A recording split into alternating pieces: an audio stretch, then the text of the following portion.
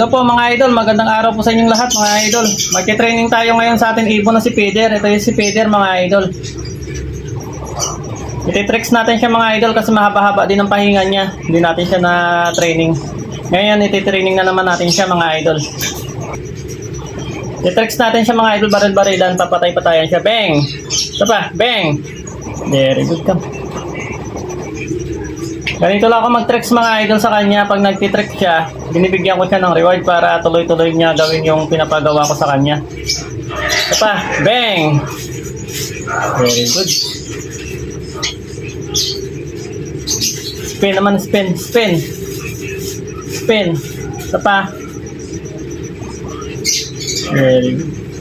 Mabilis kasi sila mag-tricks mga idol pag binibigyan natin sila ng reward. Para hindi na rin tayo mahirapan sa kanila pag nagtuturo tayo ng tricks, pag nagtitraining tayo. Kaya hindi ko na iniba yung idea ko sa pagtitraining ng ibon. Bigay lang ako ng bigay ng reward yung sumusunod yung ibon.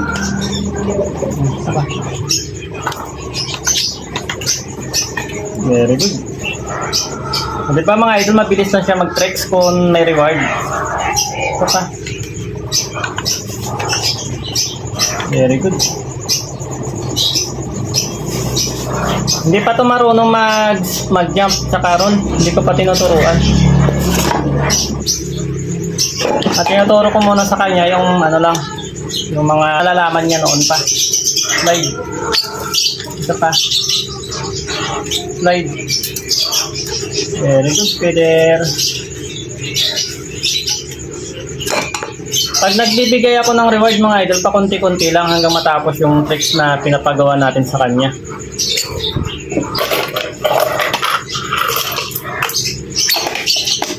Buti nga mga idol, hindi niya nakakalimutan yung tricks na pinapagawa ko sa kanya kahit mahaba-haba yung pahinga niya. Ito ang time kaya mga idol.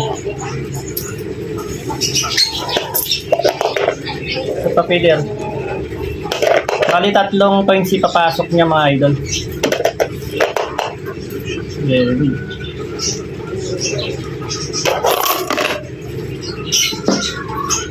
Ito naman tunnel mga idol. Pasok. Isa pa. Isa pa. Very good ka. Very good. Di ba mga idol, mabilis siya mag-tricks kahit mahaba na yung panahon na pahinga niya.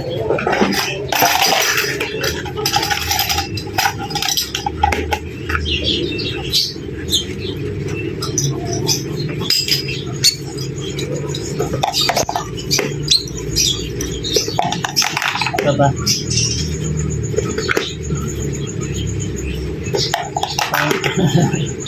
Diba, Peter? Ikot muna. Very good.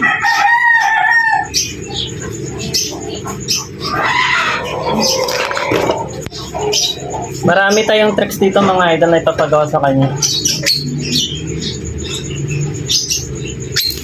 Sa Peter. Very good. Pasok ko dun. Isa pa. Very good.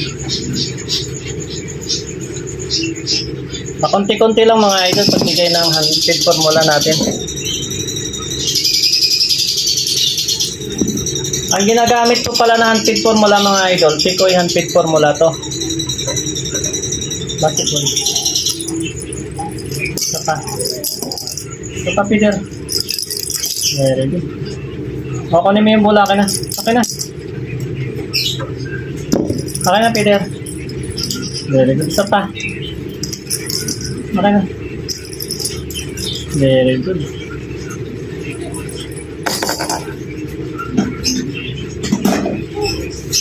Tanggalin natin muna mga idol yung cover ng mesa natin. Itong tricks na to mga idol, yung postcard, bago yan lang ito natutunan. Okay na. Malapay mo dun. Lagay mo sa cart. O, push. Push. Kabila. Push. Isa pa. Ulit.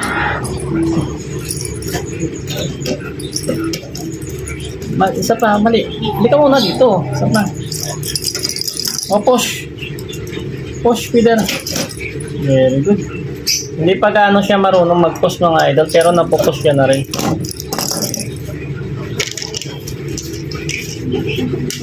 Sa mga idol skateboard. Balik. Balik. Sapa. Balik.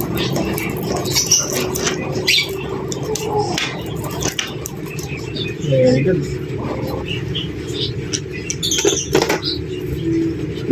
Last natin itong mga idol, oh. Bike na. Sila, bike na. Bike na, bike. Pajak, bike. Ket. Ket sa bike. Ket sa bike. Parang nakakalimutan mo na yung bike, ha. Bike, pajak.